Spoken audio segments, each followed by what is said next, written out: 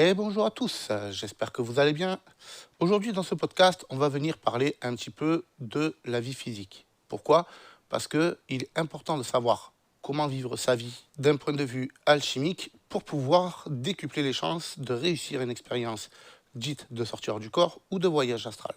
Mais avant toute chose, je tiens à féliciter le membre du groupe Astral Router qui a réussi à déclencher son expérience cette nuit même et qui a vécu une expérience extrêmement fantastique. Félicitations à toi.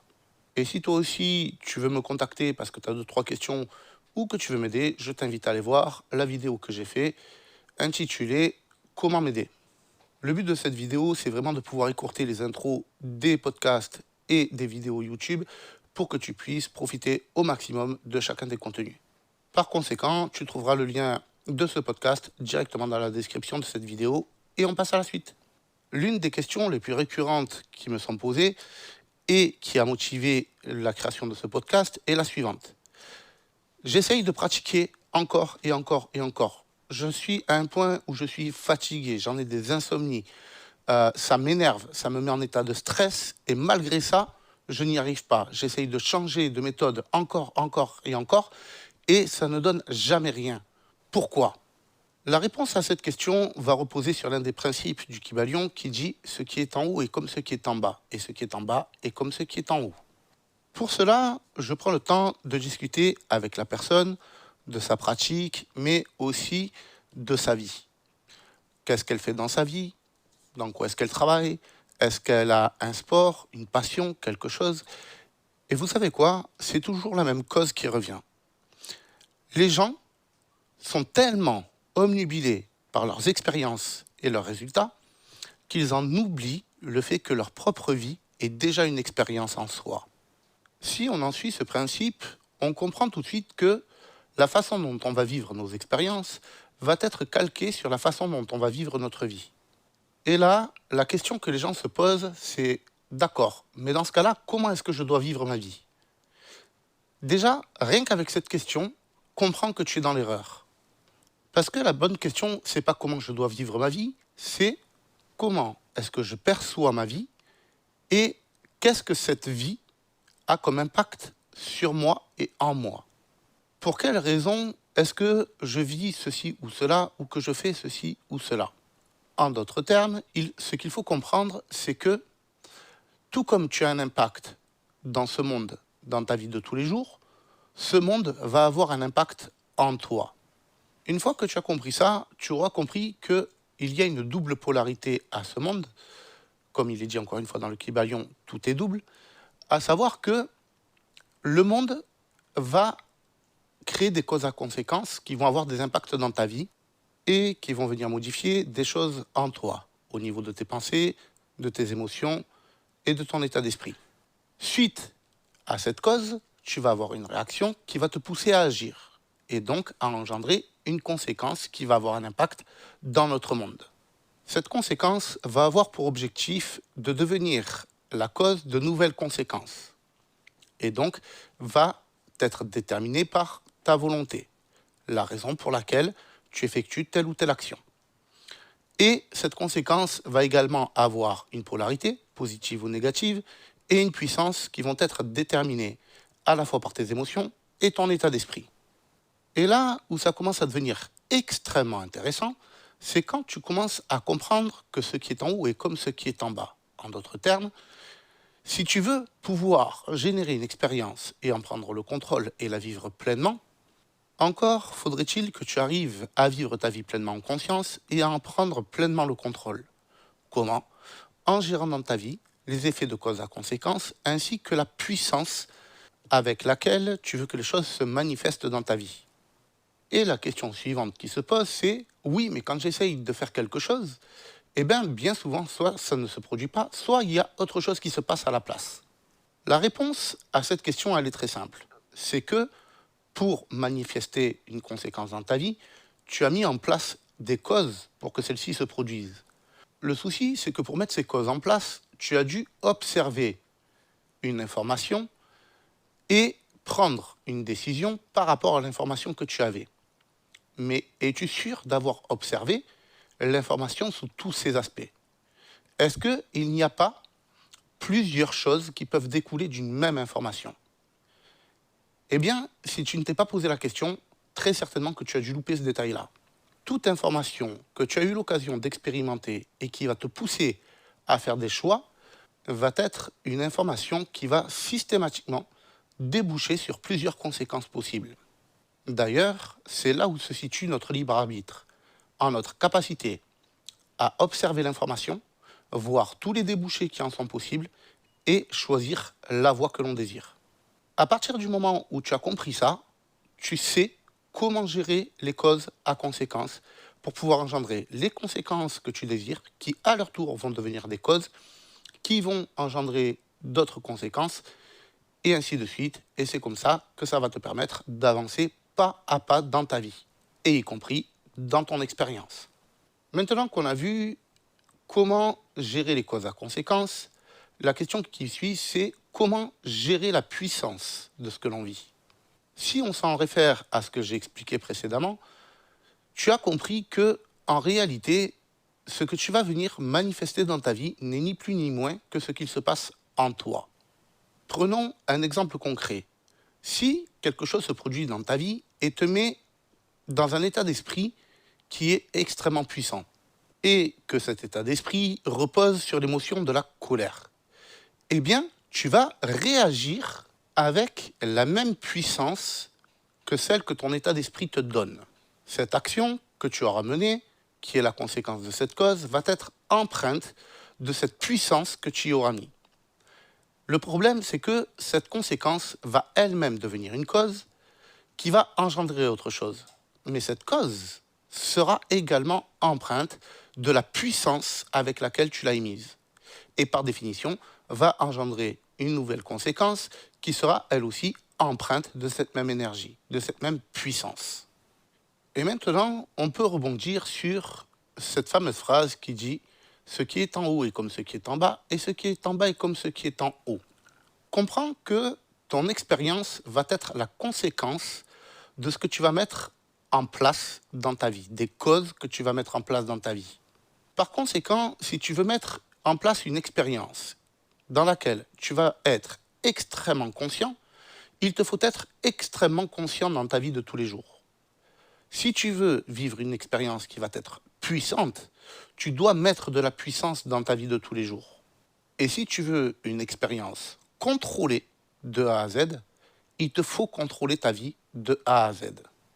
Comprends que, au-delà de faire les choses consciemment, avec puissance et avec contrôle dans ta vie, tu vas devoir faire en sorte que ça devienne une habitude, que tu le fasses de façon automatique. Et pour le faire de façon automatique, tu n'as pas d'autre choix que de répéter encore et encore et encore toujours la même chose. Fais en sorte de contrôler régulièrement où est-ce que tu es, où est-ce que tu étais, qu'est-ce que tu t'apprêtais à faire. Quelle est l'émotion dans laquelle tu es? Quelle est la puissance de cette émotion? Comment la contrôler? Comment la transmuter en une autre émotion? Comment changer ton point de vue? Pour pouvoir constamment améliorer tes pensées, tes émotions et ton état d'esprit dans le but d'atteindre la conséquence que tu désires pour que cette conséquence devienne la cause qui va engendrer de nouvelles conséquences et ainsi de suite. Une fois que tu auras réussi à mettre en place ces choses-là dans ta vie de tous les jours, tu verras que ça va augmenter ta capacité à produire des expériences et à pouvoir les vivre pleinement en conscience. Alors, tout ça c'est bien beau, mais concrètement, comment est-ce qu'on fait? Prenons quelques exemples. Imaginons que tu viens de perdre ton emploi. Imaginons que ça se soit mal passé avec le patron et que tu te sois fait virer comme un malpropre.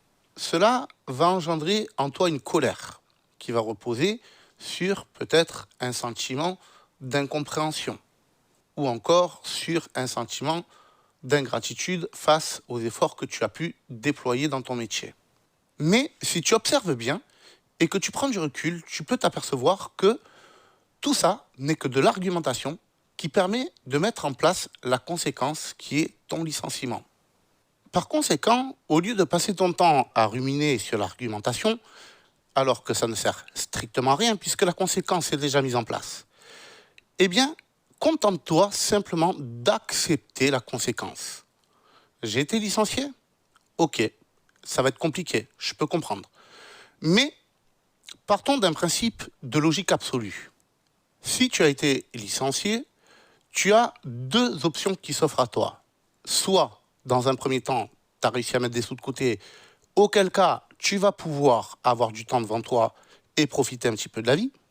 Soit, tu n'as pas de sous devant toi et dans ce cas-là, tu vas devoir trouver un job, un autre job. Le souci, c'est que si tu te pointes devant un patron en état dépressif ou en colère ou encore sur les nerfs parce que tu as été licencié, eh bien, tu vas donner une vision de toi au nouveau patron qui va être faussée. Et qui plus est, qui va être négative.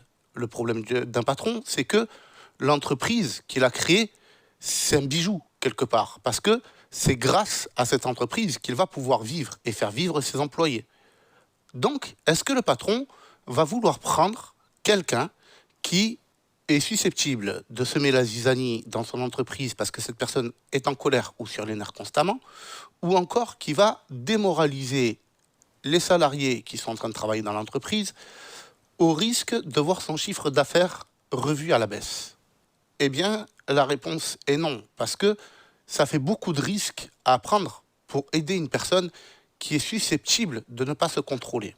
Par contre, si tu prends du recul et que tu observes le champ des possibles qui s'offre à toi, eh bien, tu vas avoir l'opportunité de travailler pour une nouvelle entreprise qui va potentiellement te proposer un job qui te conviendra beaucoup plus, dans lequel tu seras possiblement mieux rémunéré, et peut-être même avec une équipe avec laquelle tu t'entendras beaucoup mieux.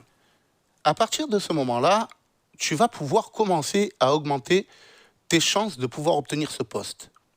Pourquoi? Parce que le patron va enfin pouvoir voir quelqu'un qui va être dans un bon état d'esprit, qui va être dynamique, qui va être positif, et qui donc va pouvoir potentiellement ajouter de la valeur à son entreprise. Maintenant, prenons du recul et observons bien. Qu'est-ce qui a changé? Ce qui a changé, c'est ce qui se passe en toi. Ton état d'esprit, tes émotions, tes pensées, ta vision des choses. Par conséquent, le résultat que tu auras obtenu sera une conséquence qui reposera sur la cause de ce qui se passe en toi. Et si tu veux aller plus loin dans ce type de réflexion, comprends que c'est également comme ça que ça fonctionne avec les relations que tu as dans ta vie, que ce soit professionnel, amical, sentimental, peu importe. C'est comme ça que les choses se passent. Si tu es sur les nerfs alors que tu parles à un de tes proches, et que ce proche n'a rien à voir avec le fait que tu sois sur les nerfs, toujours est-il que la façon dont tu vas t'exprimer va te permettre d'extérioriser le fait que tu sois sur les nerfs. Mais tu extériorises une énergie, et cette énergie va être captée par ton interlocuteur, qui lui-même va se plonger dans le même état d'esprit. Et la seule énergie sur laquelle il va pouvoir te répondre, eh bien, ça va être sur l'énergie de ton état d'esprit. Et là, on en revient à une joute sans fin. Et là, le seul moyen de s'en sortir, c'est de tomber sur une personne qui va comprendre ton état d'esprit, qui va comprendre qu'il n'est pas l'origine de ton état d'esprit, et qui va lui-même se placer sur la polarité opposée de ton état d'esprit. Et va te répondre, par conséquent, sur une énergie qui va être l'opposé de la tienne. Et donc, va te permettre de te sortir de cet état d'esprit. Mais dans ces cas-là, ça veut dire que tu as affaire à quelqu'un qui met en pratique deux principes qui sont cités dans le Kybalion. Ça ne veut pas dire qu'il les a étudiés, ça veut juste dire que c'est quelqu'un qui a compris ça dans sa vie. Ces deux principes sont les suivants. Si tu veux annihiler une énergie, tu dois systématiquement te placer sur le pôle opposé de cette énergie. Et le deuxième principe est que les deux pôles opposés d'un même principe se touchent. En d'autres termes, ça signifie que la personne a annihilé ton état d'esprit en se plaçant lui-même sur le pôle opposé de l'état d'esprit dans lequel tu te situais. Si tu as suivi ce podcast jusqu'ici, alors tu as dû comprendre quelque chose qui est capital, qui est la base même de ce que tu dois comprendre. La première chose que tu dois comprendre, c'est que la plupart des choses que tu vas vivre, attention, je ne dis pas tout, mais la plupart des choses que tu vas vivre, en réalité, n'est que la conséquence des choses qui se sont produites en toi et qui t'ont poussé à extérioriser, à manifester dans le monde physique une conséquence. Et cette conséquence aura la même puissance que celle que tu auras eue en toi au moment où tu auras manifesté cette chose dans ta vie, de par la puissance de ton état d'esprit ou encore de tes émotions. Et enfin, pour boucler la boucle, on en revient au principe du Kybalion qui dit que ce qui est en haut est comme ce qui est en bas et ce qui est en bas est comme ce qui est en haut. Ou encore, tout est dans le tout et le tout est dans tout. Ça veut dire quoi? Ça veut dire que ce que tu vas vivre dans ta vie va être la manifestation de ce qui va se passer en toi. Et si on s'amuse à reformuler ça, on peut dire ce que tu vas expérimenter va être la conséquence de ce qui se passe en toi. Une expérience, que tu la vives dans le monde physique, ou que ce soit par l'intermédiaire d'une expérience dite de rêve, ou de voyage astro, ou de sortir du corps, comprends que tout cela n'est qu'une conséquence de ce qui se passe en toi. Tu veux prendre le contrôle de tes expériences? Alors prends d'abord le contrôle de ce qui se passe en toi. Tu veux mettre de la puissance dans tes expériences, qu'elles soient terrestres, ou dans tes rêves, ou encore en sortir du corps, ou en voyage astral? Alors, capte la puissance des impacts que les causes et les conséquences ont eu en toi.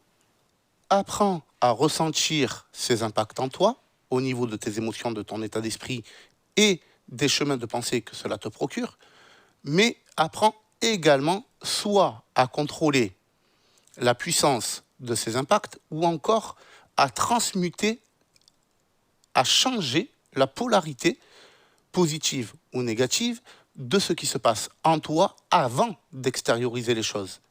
Mais tout ça, avant de commencer à vouloir parler de pratiques, de sortir du corps, de voyage astral ou même de rêve lucide, c'est déjà sur Terre que ça se passe. Pourquoi? Parce que l'un des meilleurs endroits où tu peux apprendre sur toi-même et que tu peux faire un travail sur toi-même pour pouvoir reprendre le contrôle de ce qui se passe en toi, c'est bel et bien dans le monde physique.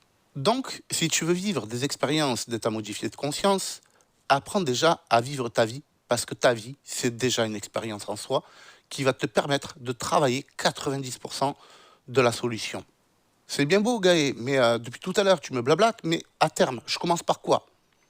Eh bien, commence déjà par mettre de l'ordre dans ta vie.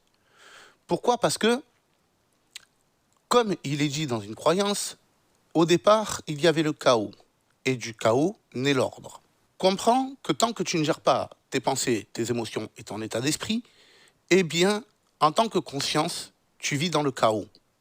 Donc, il te faut mettre de l'ordre dans ce que tu penses, dans ce que tu ressens et dans ta façon de vivre les choses. Une fois que tu as établi un ordre en toi, que tu as mis tout ça en ordre, eh bien, tu vas pouvoir extérioriser des choses dans l'ordre. Et donc, faire les choses étape par étape, de façon concrète et solide. Déjà, rien qu'avec ce travail-là, tu vas comprendre que, jusqu'à présent, peut-être que tu t'es mis à chercher de l'information en masse. Le problème, c'est que si tu observes ces informations en toi et l'impact que ça a eu, tu vas vite comprendre que le chaos règne. Pourquoi? Parce que tu vas avoir 1001 informations. Tu vas avoir des croyances que tu vas prendre comme des certitudes qui en fait ne sont que des croyances, et tu ne sauras pas dans quel ordre tu dois mettre quoi pour pouvoir atteindre ton objectif. Alors qu'en mettant de l'ordre en toi, tu vas pouvoir classer tout ça et pouvoir commencer à établir un plan d'action qui va être solide. T'as du mal à mettre de l'ordre dans tout ça? Eh bien, contacte-moi. Viens sur Telegram, contacte-moi en privé. On va discuter tous les deux, je vais t'aider, il n'y a pas de problème. Une fois que cette première étape sera faite, commence à gérer la puissance de ce que tu vas vivre. Par l'intermédiaire tout d'abord de tes émotions, en gérant leur puissance, leur polarité et l'impact qu'il y a en toi, et ensuite en gérant ton état d'esprit. T'as encore besoin d'un coup de main? Eh bien, recontacte-moi, il n'y a pas de problème. Et une fois que cette étape sera terminée, tu comprendras rapidement que ton niveau de conscience va être déterminé par la puissance avec laquelle tu vas vivre les choses. Il te restera donc plus que ça à mettre en place avant de commencer à la pratique en elle-même. Mais pour ça, il faut que tu le fasses déjà dans le monde physique. Et pour ça, il y a une méthode qui est top. C'est de garder les pieds sur terre. En attendant, je te dis à bientôt pour le prochain épisode.